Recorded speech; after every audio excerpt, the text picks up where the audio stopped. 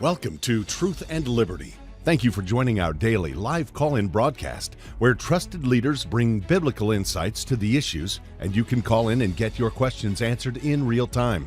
According to the Bible, it's the truth you know that sets you free. So call in today to get answers, information, and resources to help you stand for truth and effect godly change in our nation and the world. And now here's your host, Richard Harris. Hello, everyone, and welcome to today's edition of the Truth and Liberty Show. So good to have you all watching today. I thank you so much for tuning in. We're going to have a really educational program for you today. You are going to learn a ton about the law and about what's happening in the courts on so many different fronts. But before I introduce our special guest to today, let me just share a little bit of information with you about the Truth and Liberty Conference coming up September 12th through the 14th. So you need to mark your calendars now, make plans to attend, and register on our website at truthandliberty.net. This conference is going to be awesome. Every conference is awesome that we've had, but this one is going to be fantastic. Dr. Ben Carson is going to be coming and speaking on Friday night along with Rick Green, Pastor Che On, Bill Federer. You can't ever miss an opportunity to hear Bill Federer. He is such an incredible historian. Marjorie Dannenfelser will also be speaking. Marjorie is the head of the Susan B. Anthony list, or SBA list, and it's the largest pro-life organization in the world. And boy, do we need to hear from Marjorie at this day and hour. And also Luke Ball, who is a frequent guest, a young and up-and-coming conservative leader. He's often appears on Flashpoint. And then also Pastor Che On, who leads Harvest International Fellowship in California. Andrew will be ministering, as well as myself, and hopefully Torben Sondergaard. So it's an all-star lineup, and we're going to have some great workshops as well, and dozens of exhibitors, and it's all about getting you equipped to stand for truth in the public square. So don't miss this year's conference. It's going to be awesome. Also, I wanted to mention that we have our first video product coming out here at Truth and Liberty. It's called Hope for the Future. Here's the cover for it. The video is not ready yet. It'll be ready mid-September, like just before the conference, and this is being made available to our members, Truth and Liberty members, at no charge. If you're a Truth and Liberty member, we're going to send this to you in the mail as soon as it's ready. And if you're not a Truth and Liberty member, I want to encourage you to become one today. Just go to truthandliberty.net/donate. Sign up to make an automatic recurring contribution of at least $5 or more per month, and you'll become a member, and we'll send you a copy of this in the mail when it is ready. Also, at the conference, we're going to have the premiere showing of it, Hope for the Future. And this tells the story of three prophetic words which have been ministered by Andrew Womack over the last several years that point to a really bright future for our country. The Lord has spoken through Andrew that we are actually already in the third great awakening, that the woke ideology that we have seen building up all around us is actually beginning and will crumble and be fading away by the 250th anniversary of the United States, and other words. And we're going to pull evidence from the headlines and from other leaders in the body of Christ to show you that these things are actually already coming to pass. It is going to be an awesome video. I've seen a trailer for it, and you want to get a copy of this, so become a Truth and Liberty member today. All right, guys, well, let me introduce to you today our guest. He's been on our show before. I like to think that he's become a good friend of mine. I hope he'd return that remark, but Brad Dacus is a great lawyer, a fantastic attorney. Even though he graduated from the University of Texas, I won't hold that against him today. He is the founder of an amazing organization called the Pacific Justice Institute. Been around since 1997, and they are fighting the fight in the trenches for freedom of religion and freedom of speech and all of our other constitutional liberties for Christians and believers across America. He's also an advocate for biblically based legislation, and we're going to talk about some of that stuff that's going on and all the amazing resources that PJI offers to all of us as we're trying to stand for truth. So he's been a guest on all your favorite television programs and news channels and everything else, and it's just a privilege and an honor for me to welcome Brad Dacus to the Truth and Liberty Show today. Welcome, Brad. Oh, thank you. It's great to be on your program, and I do count you as a friend as well. That's for sure. Thanks, Brad. I'm originally from Oklahoma, so we have to jab Texas, whenever we get the chance. Hope you don't mind that. And everybody watching from Texas, I'm just kidding. But Brad, thanks. I'd like for people to know. Let's just start off, if we can today. Can you tell us a little bit more about Pacific Justice Institute, your organization, which you founded and lead? What do you guys do there? What makes you unique, and what kind of stuff can people expect from your ministry? Yeah, thank you for that opportunity. I founded the organization, the legal ministry, back in 1997 with the help of former U.S. Attorney General Ed Meese. And the organization started in Sacramento. We defend religious freedom, parents' rights against the government, the sanctity of all human life. And we've really grown substantially since then. We now have offices all across the United States, more offices than any other comparable organization, bar none. From Miami to Boston to Seattle, Hawaii, Dallas, Orange County, all over the country, including in Colorado. We do our work without charge, and we have this whole network of attorneys plus attorneys on staff having this all come about. What makes us probably the most unique is that we don't, not only we don't charge, but we don't cherry pick just certain cases, certain big game cases or cases that are going to look great in a newsletter. No, our goal is to make sure, we have a real true ministry heart. Our goal is to make sure that everyone gets help. Everyone gets free legal representation as needed when it comes to these issues of religious freedom, parents' rights against the government, sanctity of human life. And we do work all without charge. It's been very exciting to see how we've just exploded, in particular the last few years by God's sovereign grace. And we've also have a wonderful media presence. We have a radio show called The Dacus Report, heard in over 800 radio outlets, along with my show on streaming on his channel.com called Brad Dacus Live, and another program called Faith and Law that we produce, and it's on 33 network channels. And so we're just exploded on the media side, on the legal side, as well as what we're doing with regards to church empowerment, and as well as what we're doing with regard to the legislatures and helping to help states pass real powerful, meaningful legislation reflecting our perspective and the Constitution. Well, Brad, what's the website for PJI? I think I see it behind you, actually, pji.org, pji.org. That's correct, pji.org. And people can go there and easily sign up to get our free Legal Insider e-newsletter. It's short, it's just once a week, but it's particularly important for people who are prayer warriors. We want people praying for our work. It's great if they also financially support our work, of course, but it's most important. I like to see people getting our updates and praying and interceding for the cases that we have. We have 265 cases in active litigation, believe it or not, all across the country.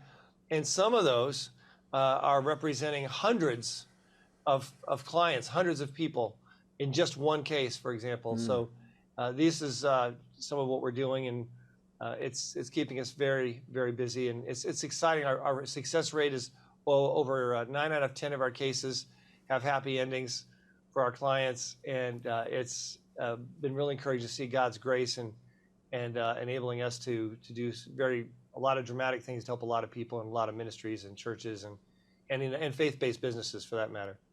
Well, that's amazing, and I want to talk about some of those cases and other stuff, in our show today. But before we kind of get into those things, so you graduate law school, and 1997, so that's what, 27 years ago. You start this ministry, this organization. How did you do that? How did it come into your heart to do it, and how did you get the idea? And I'm just curious, how does that happen? Yeah, well, at the time in 1997, I was the Western coordinator for an organization called Rutherford Institute back east. Mm-hmm. And I'd opened a Western regional office for them 5 years prior to that as an attorney. And everything was going really smooth. I coordinated about 40% of all their active litigation. And they told me, they said, Brad, we're having to shut down the regional offices. We have to scale back for budget reasons. But we don't want to lose you. We want to actually promote you to head up our public affairs office in Washington, D.C. You'll be the face of the organization for all media, television, radio. You'll also testify before Congress. So I said yes, and then I had insomnia, I couldn't sleep. Next night, still couldn't sleep. Next night, still couldn't sleep. I thought, oh, shoot, I have to pray about this. And I didn't want to pray about it, be honest with you, because when I pray, I'm usually challenged to do that which requires faith instead of the easy road. But that's what happened, and I felt convicted to do what God's really put the passion He put on my heart, which was to make sure that people got the help that they needed where it was needed the most at the time, which was on the West Coast. So I boldly stepped out and said, okay, God, I'll do it, but I need to have free office space donated indefinitely in Sacramento, free computer system, keep me on the radio stations for free. There were only 2 at the time. We have to be in the black God in just 3 months. And by the way, I'm never going to charge anyone at any time for any work we ever do, ever. And God came through on all of it and then some. And it's been so exciting to see His hand of providence and direction as we've exploded in terms of our offices, our litigation, our media, and our functions in other areas like state legislatures and church empowerment and for church engagement. It's been very exciting. And of course, I do a lot of guest preaching. My favorite thing to do actually is I like to sue Planned Parenthood. Don't get me wrong. I love to sue Planned Parenthood. But even more than that is I love to preach from the Word. I'm expository, and I've done a lot of preaching, and I'm an evangelist. So I'll take a portion of Scripture, I'll go through it, and I'll share the gospel at the end, give people an opportunity to pray to receive Jesus Christ as their Lord and Savior right then and there. I've done it in many churches. The last church I preached at, the home church, it was called Lodi, California. And the hands went up to receive Christ after the message. And it's just such a joy because I know in the long run, what's going to matter the most is whether our nation is going to repent, have revival. That means individuals coming to a real personal relationship with faith in the Lord Jesus Christ as their Lord and Savior. And I know that full well. So that's part of our ministry that keeps me very busy on Sundays, and it's a real joy. Well, that's awesome. I'm just curious, do you have any, do you have a ministry side or a separate ministry that people can connect with, or you just kind of do it through Pacific Justice? Yeah, it's through Pacific Justice Institute. In fact, I don't require any honorariums or love offerings, anything like that at all. I pick up my plane fare, my hotel, and if there is an honorarium, they say, well, Brad, we want to give something. I say, make it out to Pacific Justice Institute. Nice. But it's never required. I think that's why I get to preach so much. And I preach it. I'll preach at big churches. I preach at tiny churches. I remember once I traveled a long distance by car to a tiny church, little white, steepled church. You don't see those as much on the West Coast as maybe other parts of the country. But I went there, and it was packed with 31 people. So it's a tiny little chapel, and I got to preach the gospel. And people said, why did I travel all that distance for just 31 people? And I just say, you know what? At the end of that sermon, there were 3 hands raised to receive Jesus as their Lord and Savior. I will travel 3,000 miles to have that opportunity to see someone come to Christ. And so to me, it's a joy to fly anywhere where that opportunity exists. So I preached at big churches. I preached at tiny churches. And I tell people, Jesus only had 12 in His audience most of the time. And I'm definitely no Jesus, so I really can't be picky. No, that's really awesome. It reminds me of when the Lord went, they traveled across the Sea of Galilee just to minister to one man to set him free. So that's awesome. Well, Brad, tell us about some of the cases that PJI is handling right now, and what kind of fights are you in today? Well, we at Pacific Justice have defended churches' rights to build, grow, expand, move into buildings when there's hostility against them. This is real common in places like the San Francisco Bay Area. Very hate-filled, very intolerant towards people of faith and Christians in particular. So we've been having cases like that across the country using the what's called the Arlupa statute successfully. But then we had the big, unbelievable church oppression when they shut all the churches down across the country. And then blue states kept them shut down, even though everything else was opened up. Restaurants, shopping malls, no problem. Churches, keep them shut down. So we took that to the Supreme Court, and we got the Supreme Court to grant an injunction against Governor Gavin Newsom of California, who's been very hostile towards institutions of faith like churches, ordering him to open up those churches and synagogues now. And he did. It sent ripples across the country. Well, moving forward, we're concerned that we may see something like that happen again in the not too distant future with some negative projections about the bird flu that is could be very catastrophic, but also could be used as a tool to specifically pick on and shut down churches. We're watching that very closely moving forward. Yeah, we fought that fight here in Colorado, and it was amazing, right? You had marijuana dispensaries and casinos and box stores and liquor stores. All of them were deemed essential, but the Church of the Living God was deemed unnecessary. After all, you can worship online, right? We were told. So thank you for what you did in there. But you mentioned before we came live about some cases. One of them that was interesting to me is, I think it's COVID related, but you referred to medical death row. What were you talking about there? Yeah, if you've never heard that term before, it's probably because I made it up. But what it is it's individuals who are in desperate need of an organ transplant, a heart, a liver, a kidney, a lung, and they're told that, and they finally make it to the top of the list, they're most qualified, and then they're told by about 7% of the hospitals out there are telling these patients, oh, you're not vaccinated with the controversial experimental COVID-19 vaccine? Okay, you don't get your organ, go ahead and die. So I call it medical death row effectively.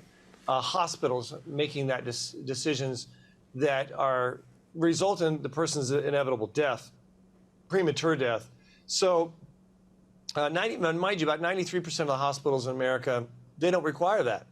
And nor should they, because 2 studies, one out of Brazil, one out of Israel, said that if someone has had the COVID-19 vaccination or booster, their bodies are more likely, not less, but more likely to reject an organ that's been transplanted, which makes sense. So these hospitals are cultic. They have contracts with Big Pharma. It's evil, and I call it out as such. So we at Pacific Justice, we've been suing these institutions.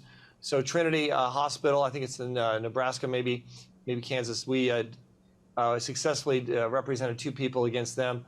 So now they qualify for their organ transplant. University of Michigan Medical Center, they also disqualified 2 individuals. We defended them.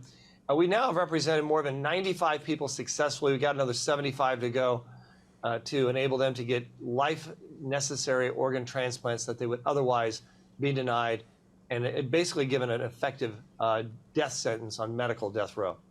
So are hospitals still doing that today, even though all of this information is now out there that the COVID jab was not only not helpful, but actually harmful? Yeah, believe it or not, it is still happening. It's cultic. It's not scientific. It's not based on stats or data. It is a cultic mindset that some of these institutions have to do that. And some of them also, I would say it's also partially financial, because they have contracts with Big Pharma. Part of their contracts is to require that all patients, including those needing an organ transplant, have to get their controversial vax or booster. It's not medical good sense. It's not in the interest of the patient. And that's why people today, unfortunately, need to be their own advocate. They cannot trust hospitals and doctors. They need to get multiple opinions from multiple institutions oftentimes, I believe now, before making serious life and death decisions. And so that's what's going on, and we're seeing success. Yeah, well, it is amazing, and I love your description of that as cultic. I think that's accurate. Well, and you've got some cases involving, or at least one, where states or school districts are mandating that teachers or school staff use preferred pronouns or preferred names for trans students? Yeah, we have a major lawsuit in New Jersey against the Attorney General of New Jersey. It's a big person to challenge. They have a lot of money, a lot of staff and attorneys, and the Attorney General has ordered every single public school teacher in New Jersey to, number one, use pronouns, even if it violates the faith of a teacher, not to encourage confusion on a child. A confusion which we now know statistically results in suicide that's a rate that's 12 times greater than a child that is not encouraged down that road. We also know, by the way, that statistically, the overwhelming majority of children at the elementary school level, if just left alone and not encouraged down this road by teachers, if just left alone, the overwhelming majority of them will no longer even have gender confusion by the time they graduate from high school. So a lot of kids are really being messed up on a massive scale. And Attorney General of New Jersey is mandating that teachers violate their conscience to do something that they know in their heart is harmful and wrong for a child. But it's even worse. Get this. He's also requiring them to lie to parents. Lie to parents. If a child has any kind of gender identity dysphoria or gender confusion, parents are to, if parents ask a teacher about it, they're saying, oh, no, I don't see any evidence of it at all. They can't call and let the parents know. And in the meantime, this child is being manipulated and groomed in many cases in public schools. This isn't isolated. It's all across the United States, actually. We've seen this in California and Oregon, Washington State. It's horrific. Michigan. And so that's why parents really need to be on guard and try not to have their children in public schools if they can. I call them spiritual death camps because of what they've become in the indoctrination, the dangerous indoctrination towards children. How could a public officer in the United States ever order someone to lie about anything? How could that sounds like a law that would be void ab initio, as we would say, that just no question about it, Constitution or not, you can't require that. Well, that's our position as well. We believe it's also unconstitutional in violating the fundamental rights that parents have over the education, upbringing, health, welfare, and religious moral instruction of their children. There's established case law over 100 years on this. Myers v. Nebraska, Wisconsin v. Yoder, Pierce v. Society of Sisters, where this fundamental right of parents has been recognized. And yet school districts are trying to undercut parents. I talked to one principal of a high school in Southern California, a man who goes to church, and he says, well, some parents, so we want to make sure they're not made aware because they could be dangerous. They could hurt the child if they find out. I'm like, really? How do you know that? Well, the child says, oh yeah, my parents will kill me. That's what every child's going to say. So it's this pretext that the government knows best, that public school teachers, that public school principals know what's best, and they're going to skirt parents at the statistical fatal outcome of children. Children have a better likelihood of surviving leukemia and living to a ripe old age than they do if they're encouraged down this path of gender confusion, instead of getting competent counseling to deal with the underlying issues of it. There's nothing genetic or biological about it. It's a result of either being sexually abused as a child, a little child, or lack of peer-to-peer bonding. These are things that should be addressed by competent, loving, professional counselors and pastors, not by public school teachers and social workers who have a different agenda at the expense of the children. Well, Brad, this radical LGBT ideology is wreaking havoc all over the place. It's not just in schools, but although that's probably the biggest opportunity for them to do their deeds. But you've got a case involving a family that some parents who refused to get transgender surgery for their child, and the state of Montana is trying to take the kids away from them. Yeah, it's tragic because, see, the law in Montana says that a minor, cannot be encouraged or nurtured into affirming gender confusion. It's a good law, and you'd expect that in Montana. However, the social workers there have a different agenda.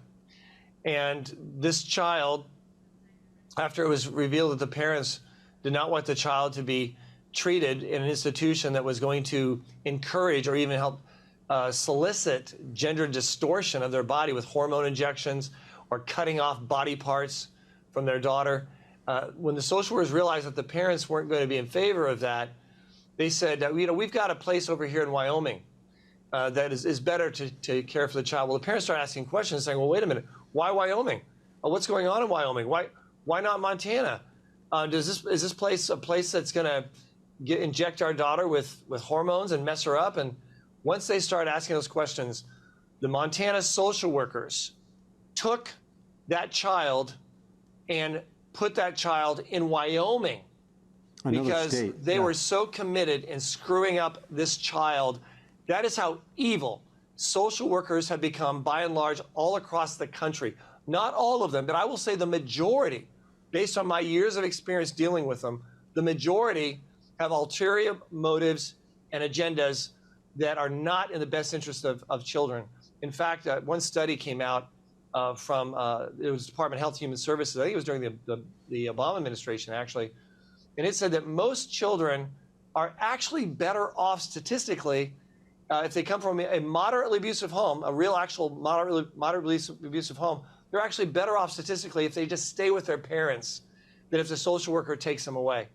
And we're dealing with kids who are not from abusive homes at all, but homes from loving Christian families, and that's why they're losing their children.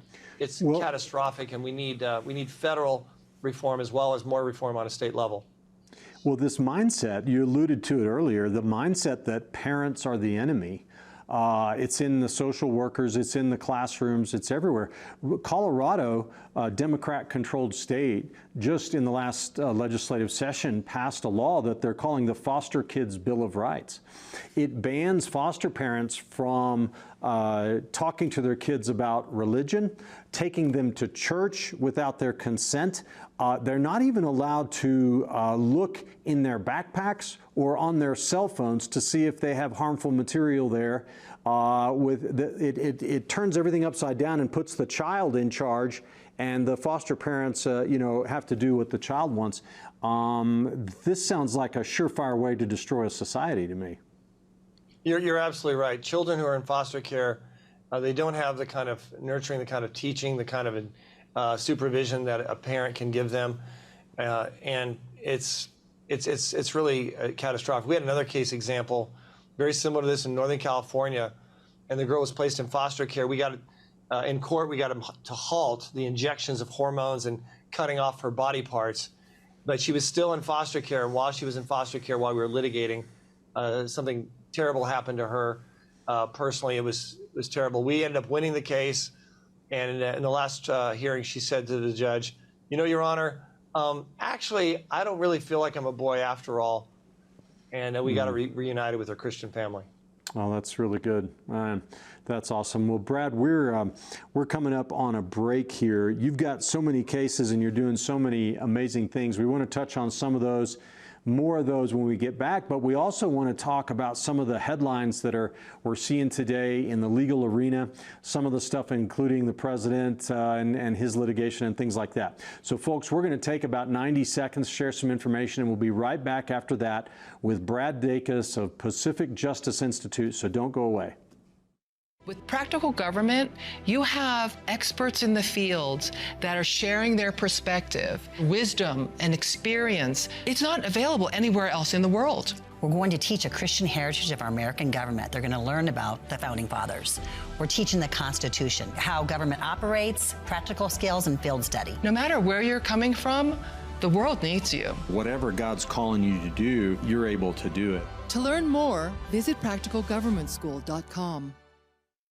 Hey, a big part of what we do here at Truth and Liberty is to provide you with the resources that you need in order to stand for truth in the public square.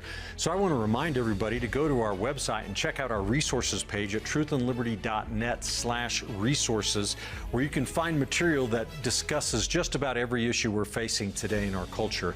And these are things that are prepared by our strategic partners and some of the most influential and important organizations in America today. At Truth and Liberty Coalition, we have big plans to make a big impact. If you want to be a part of turning our nation back to God, I want to invite you to become a supporter of Truth and Liberty. You can go on our website at truthandliberty.net to the donate page and make a gift there. And you can also sign up to make a recurring automatic gift of $5 or more per month, and then you'll become a Truth and Liberty member. And our gifts to Truth and Liberty are not tax deductible, but I promise you, God sees your generosity. So go to Truth and Liberty and become a member today. Okay, well, we're back here on Truth and Liberty with Brad Dacus, the founder and president of Pacific Justice Institute. Just an amazing attorney who is making a massive difference. And we were talking before the break, Brad, about your cases, some of them that you're handling, and so much of it involves this radical LGBT ideology. This ideology seems to be at war with freedom of speech, freedom of religion, parental rights. It seems to be wanting to target kids and everything else. And so we keep encountering it in all these different places. One of the cases you were telling me about is you actually are representing a professor that got fired for simply saying to his class that he was married and had a wife. Am I understanding that right? That's right. It was in Riverside, California. It was a junior college there. And he was fired. Mind you, he was voted Faculty of the Year by his peers several years, for several times. He has a wonderful track record, tenure, and he was fired because the Human Rights Committee decided that what he said was, causing children who came from same-sex couples and et cetera to be uncomfortable, that he identified as having a wife. It was just insane. Absolutely. It's a witch hunt is what it is. It's a witch hunt to fire people because of their Christian beliefs. And it's hate-filled. There's so much hate. You see the LGBTQ pride, all that stuff, saying, oh, they're against hate. We got to stop the hate. They're the ones who are the hate mongers. It's not the Christians. It's not the Orthodox Jews. It's those who want to silence anyone that doesn't believe the way they do. They're the ones with hate, and that is what they stand for, and it's just horrific. We have another case example, and by the way, this is a case we're taking up on the appellate court process in the federal courts. But another case we have on appeal in the federal courts involves a Christian-owned Korean woman's spa up in Olympus, Washington State. Our office there is in Seattle area is handling this case. It's very important because a man calls in and says, I see myself as a woman, and I just want to make an appointment to come in and use your services. Well, a Korean spa is one where people don't wear any clothes at all. You're naked. So to have a biological man in there at the same time of women and their teenage daughters is insane. So they, having strong Christian family values, they said, absolutely not. We will not visually violate and traumatize our female clients with this. You're not allowed. You're not a biological female. He reported them to the state of Washington, and the Washington Human Rights Commission commanded them to compromise their values and allow men to just parade in naked where the women are naked and their teenage girls are naked. This family said, no way. So we filed a lawsuit on their behalf, alleging that this violates their rights under the First Amendment for the free exercise of religion, their rights under Title VII, et cetera. And we think that in the end, the Supreme Court will rule correctly on this matter. Oh, they just absolutely have to. You know, it's wild. Where are the defenders of women on the left now? Where are those who supposedly champion women's rights? Now everything must bow the knee to the god of LGBTism, and it's just a crazy world. I don't think it can last much longer. I think either we've got to right the ship or the whole thing is going to just disintegrate. But I think we're going to right the ship. Well, Brad, you guys at PJI, you're not just in the classroom, you're also in the legislative halls of the state legislatures around the country and even Congress. Could you briefly share just a little bit about some of the bills that you're working on at the state level around the country? Yeah, and we talk about some of this in our Legal Insider newsletters that we send out. In addition to our litigation, we do talk about some of these bills that we're seeing great success on. So I'll talk about several of these. One was dealing with the state of Idaho, and they have the Gay Pride June month.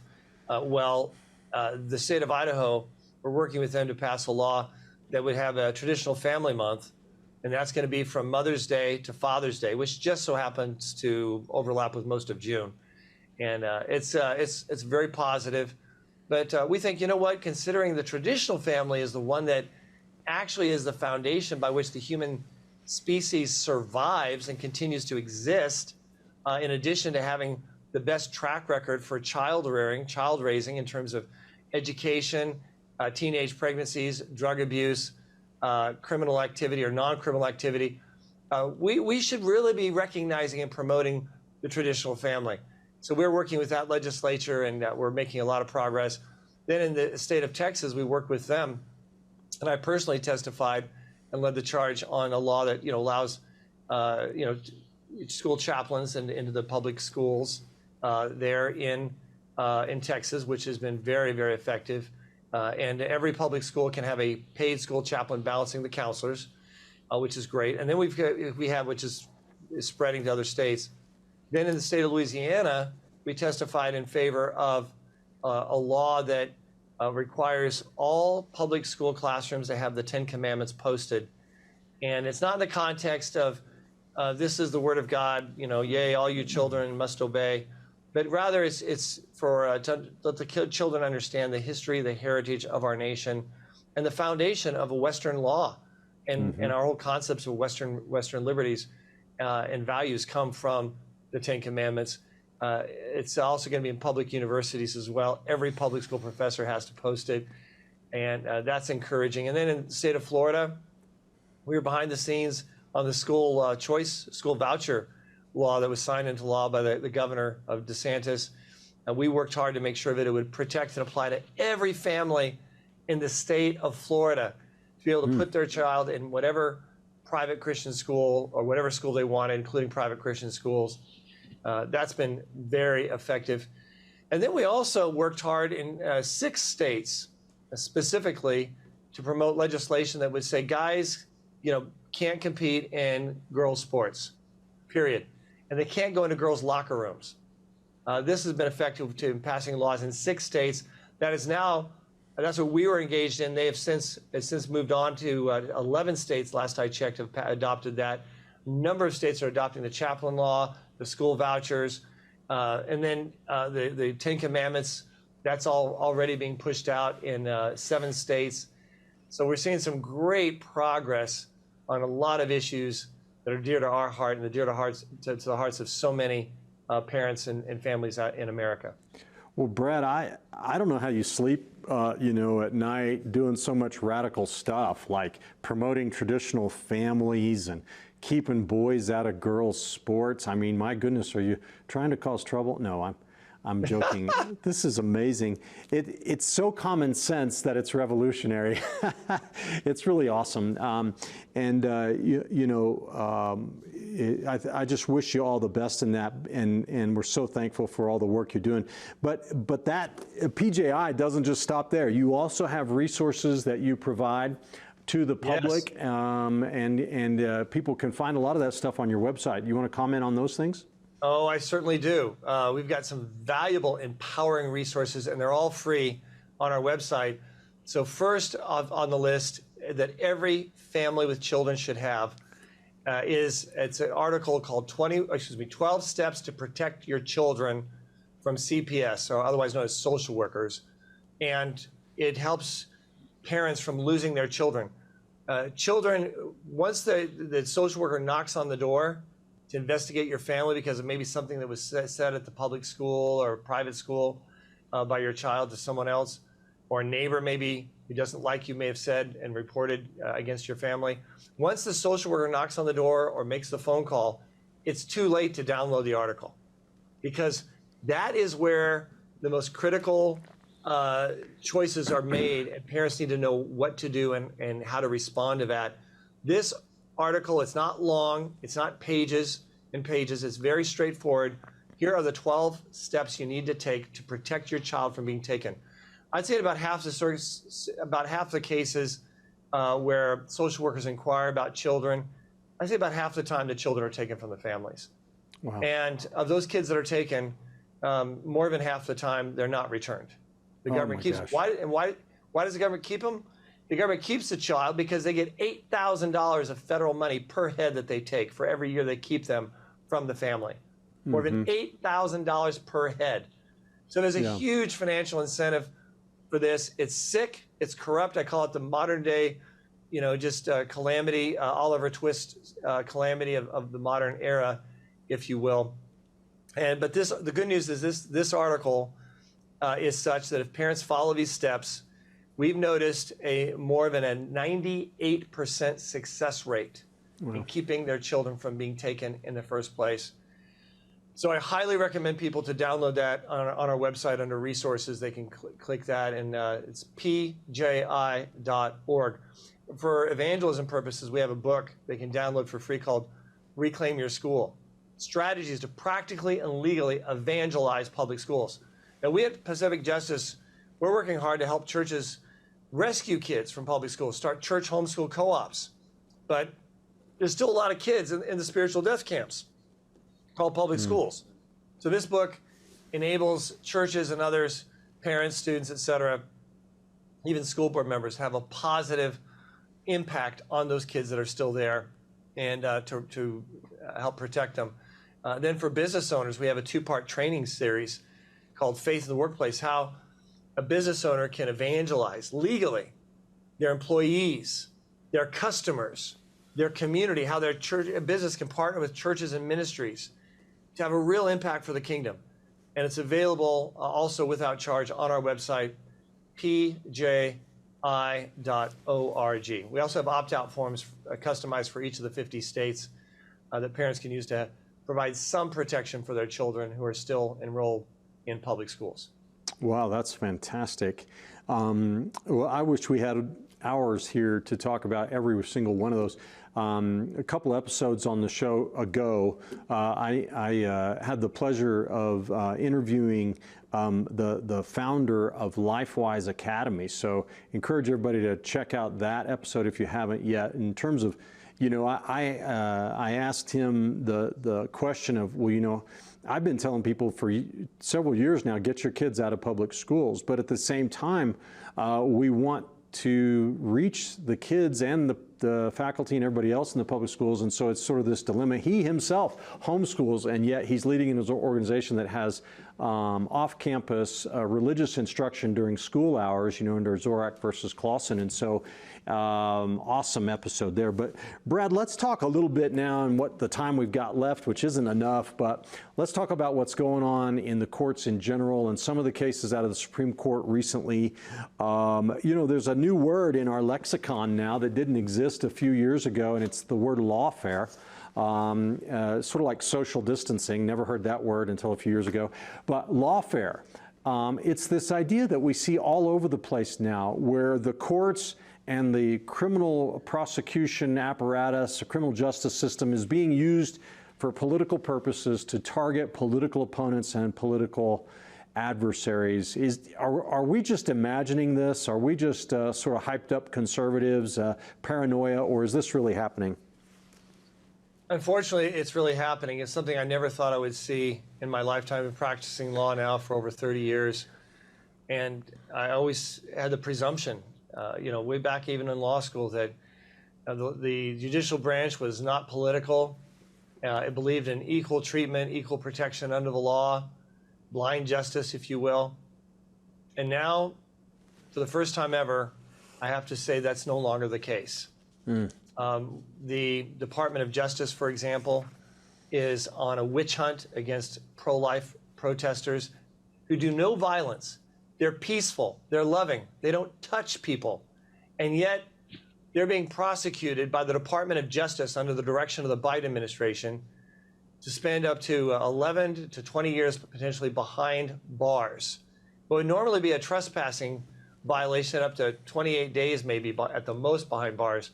No, the Department of Justice is going after them vigilantly, religiously, and it's so tragic. When there's people that we're representing up in Michigan, for example, and one of the people being represented up there is a woman who was in the concentration camps of Nazi Germany, and then it was taken over by the communists, and then she was then in a concentration camp by the Soviets, the communists. Wow. And now here she is in the United States. She's 89 years old. She protests in front of an abortion clinic, prayerfully, reaching out to women to try to save them from killing their precious babies. And now she's looking and facing up to, looks like 11 years behind bars in the United States for standing up for life, because she's seen death. She's seen the murder of human life. And so the Biden administration, specifically through its Department of Justice, is targeting people like her, not once, not twice, on a massive scale in Washington, D.C., Tennessee, Michigan, and other places. And yet at the same time, the Department of Justice does not prosecute those thugs that cause violence on universities across the country in the name of pro-Hamas, pro-terrorist demonstrations, or in 2020, in the summer, when they burned down buildings, shot people, put cars on fire, the Antifa. They weren't prosecuted.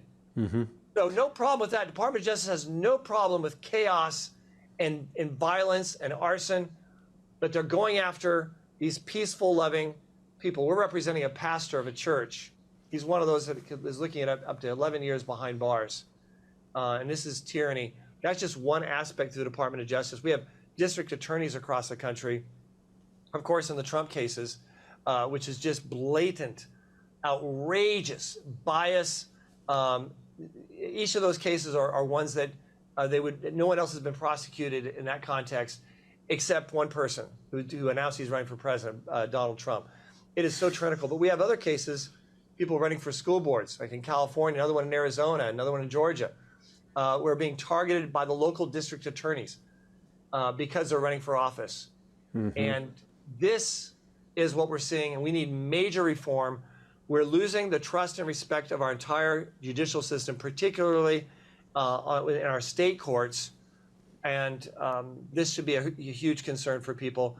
Businesses are deciding not to move to New York because of the blatant judicial corruption that's existing there. They're fleeing California, many believe partly because of that as well. And they're fleeing to states like Texas and Florida and Tennessee that still believe in blind justice and respect for people and equal application of the law. Well, Brad, so just a little bit of a teaching point here. You know, we hear the phrase sometimes still uttered in this country, the rule of law. You and I as attorneys, you know, we were taught this thoroughly, that it's a critical component of liberty, that you can't really have freedom in a nation if you don't have the rule of law. I think the average person on the streets probably doesn't really understand what that is. They think you're talking about law and order, like, you know, coming against criminals. But it's really bigger than that, isn't it? Can you take just a minute and comment on what is this idea of the rule of law and why does it have to be preserved? If you don't have the rule of law is saying our nation and our government is premised upon the law, not based on who's in power, like King George or Putin, modern day examples, you know, or Castro. You know, our nation is premised upon laws, and that's real important because laws equally applied ensure that everyone gets a fair shake, whether it's a business owner starting a business, a family, you know, even someone who's alleged to have committed a crime. It's all about the law, not about the bias of whoever's in power wanting to use their powers to help one group and oppose another group. So that's why this is so important. Unfortunately, that's exactly what we're seeing happening. People in power, district attorneys, attorney generals, Department of Justice, and places in between, using the law specifically to target one group or a person who's a part of one group, i.e. they're Christian, they're conservative, or they're running for president or office, versus others who get off scot-free. It's been blatant, it's grotesque, it's widespread, and I think a lot of Americans are upset about it. I think that's going to influence some of the vote coming up in this November. Well, and one of the most notable cases is the criminal prosecution of Donald Trump in New York that actually reached a verdict of 34 felony counts against him. And, you know, Brad, I tried to follow that case. That judge committed so many reversible errors, I don't know where to begin, but perhaps the most egregious was probably the jury instructions. Did you have a chance to look at that, and what are your thoughts on that case? Yeah, unbelievable. Absolutely unbelievable. And I'm not alone. There's attorney generals out there and others who are just shaking their heads saying, this is a joke. I have a list. I won't go through them now. I think I had 9 separate points that are easily warrant a reversal in this case.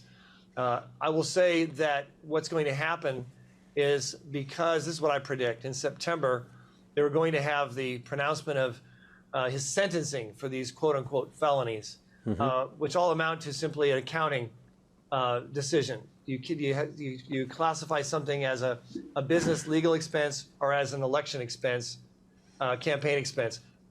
That was what the whole thing was about. And I believe that because the Supreme Court ruled that presidents are immune for official acts as president, and official acts as president cannot be used as evidence for an allegation of an action that is not under that category. Because of that, and we know that evidence was used that were official acts as president, that I predict that this judge is going to throw it out. He's not going to give a sentence, if you will. This is maybe it's going out on a limb here, but I'm predicting that this judge, as biased as he is, as majorly partisan as he is, I believe he's going to have no choice but to throw out the case, as he should. Mm-hmm. Yeah, and what's the court held? The Supreme Court said that the president enjoys complete immunity from criminal prosecution for official acts, which means things that he does in office pursuant to his duties as president. That's just sort of a rough hand definition. How do you see that affecting the other litigation against him? We've got the classified records case. We've got the federal election interference and kind of January 6th case, and then the Jack Smith one, and then we've got the Atlanta case left. What's going to happen because of this ruling? Yeah, I believe that with regards to the documents, I think that's going to be thrown out. None of these cases will be heard, will go to trial if they do go to trial before the election. And that was the whole purpose of why these district attorneys brought it in the first place, to zero in on one person alone, Donald Trump, not equal application of the law, to stretch the law to focus on Donald Trump and to have a trial before election to influence the election. It is corrupt. It's evil. They should be ashamed of themselves. And in fact, some of them have actually shamed themselves, or the DA out of Georgia, for example, already. But the documents, I think that is very applicable, because obtaining those documents, having those documents in his possession, that was done while he was president of the United States. He has a right as president of the United States to not only have documents in his possession, but also to declassify documents as president of the United States. And both of those are questions and issues in this case. I think it's going to have to be thrown out. That's my opinion. And then as far as Jack Smith goes, he's actually over two of the cases. I think that he's going to have serious trouble, because Justice Thomas, in the opinion, he said, "Oh, and by the way, this decision, this case with Jack Smith, he doesn't even have standing to be. He's a private, basically a private party. He wasn't appointed by Congress, and so both of his cases should be thrown out completely. He is treading water." And I believe his cases are really hurt. The January 6th, some of that, in a separate case by the Supreme Court, The court threw out the misapplication of the obstruction statute, and that's already has taken away 2 of the 4 complaints in that case, and the other 2 remaining are frivolous, absolutely frivolous. So the only 2 that he had any shot at all were the 2 that were just thrown out by the Supreme Court. So truth is coming to the surface. The evil intentions of the wicked are being exposed, and I think we're going to see a resounding response to that by the voters this November. Wow. It's like this, there's been a left-wing conspiracy, I'm not overstating this, against Donald Trump since 2016, since before the election in 2016. The Russia collusion hoax was hatched then, and they haven't let up until now. But that entire house of cards is starting to crumble, and I agree with you that he's going to escape pretty much unscathed, except for the incredible sacrifice of time and money that he's had to make just to endure this onslaught of litigation. But speaking of January 6th, now the court held in that one January 6th case that one of the criminal counts they were using against the J6ers was, oh, you're obstructing an official proceeding. But they were using a clause out of the Sarbanes-Oxley Act, which was a accountant reform law passed after the crash the Enron scandal, actually. Right. And the court said, no, guys, this is for document destruction, when you destroy documents and you obstruct a proceeding. But they were trying to use it for the J6 stuff. And what's that going to do for all those defendants and so many who are actually serving time right now? Is it going to help any of them, or is it too late for them? It's going to help a good number. I understand that there are 25 that have already who are charged with that and have already served their time, and are out. I heard there's another 25 or 50 that are still either serving their time or being charged with that separately and solely. Then you have about another 300 or so that are being charged with that, along with some other charges that are predominantly also bogus. But then you have others who are being charged not with that, but being charged under other actions like disturbing the peace, et cetera. But I believe that it's going to definitely be helpful. But at the end of the day, unfortunately, we're going to probably have to count on someone being elected to the White House this November that has the decency and respect for freedom and freedom of speech, et cetera, to pardon the many who've been wrongfully prosecuted and like in a third world tyrannical country, spending time behind bars. We have a lot of people in the military wrongfully disbarred from the military because of their religious beliefs under this administration. We're going to have massive pardons and reinstatement, I think, on the thousands of those. Some of them are Navy SEALs. So there's a lot of wrong that is going to need to be undone by how we vote this November. And speaking of that, I just want to let people know that we have another division, church engagement, helping churches have voter registration Sundays at their churches. And we've been very successful with this. It has big impacts. If anyone out there wants information about that, they can go to our website. They can call us and ask for Peter Mord. He's the pastor, heads up that division. We really want to have an impact all across the country to get people to vote. And you have to first get them registered to vote. And that's where the church steps in to make sure they do the right thing and encouraging them to register to vote and to do so biblically, of course, as well. Absolutely. I want to echo what you said. It's super important. So even if you're not the pastor and you're listening today, why don't you talk to your pastor about this? It'll cost him nothing and will facilitate the members of your church getting involved and voting and being salt and light. Folks, you'd be amazed how many Christians are not even registered to vote. And if we can just move that needle, 10 to 20%, we can make a big difference. So, well, Brad, there's so many other things I want to talk to you about as far as case law and everything else, but we're running out of time. Just real quick, I want to ask you about, there was a case that came up to the court on whether the federal government could collude with social media companies to limit free speech, and the court took a pass on it. What do you make of that case? Yeah, I understand that part of that was standing issues, which means basically they've punted it and kicked the can down the road. It's got to be addressed more directly. But it's a difficult case because you're dealing with a private entity in their speech, but you're also dealing with the government using its authority to persuade or intimidate, strong arm the private sector in what they're allowing or not allowing on their free speech platforms. It needs to be addressed because right now, more of most speech is on social media, right, and that's why it needs to be protected for free speech purposes. Yeah, well, we'll be hoping and praying that they'll take that when it comes up again the next time in a better procedural posture. But folks, you've been watching, listening to Brad Dacus, the president, founder of Pacific Justice Institute. Encourage all of you to go to his website, pji.org, and take advantage of their services and resources. And donate to PJI because they're doing a huge work, important, and to get behind them and be sure to pray for them. Brad, thank you for coming on Truth and Liberty today. It's been an honor, a blessing to have you. And unfortunately, we're out of time for today, so we're going to have to do it again soon. Thank you. It's been a pleasure. God bless.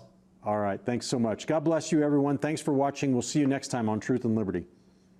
Thank you for joining today's Truth and Liberty livecast. You can watch today's and past livecasts in our archives at truthandliberty.net. Our goal is to educate Christians and connect them with resources and organizations to help them impact their sphere of influence. You can help us accomplish this by making a donation at truthandliberty.net/donate. Join us next time for more Truth and Liberty.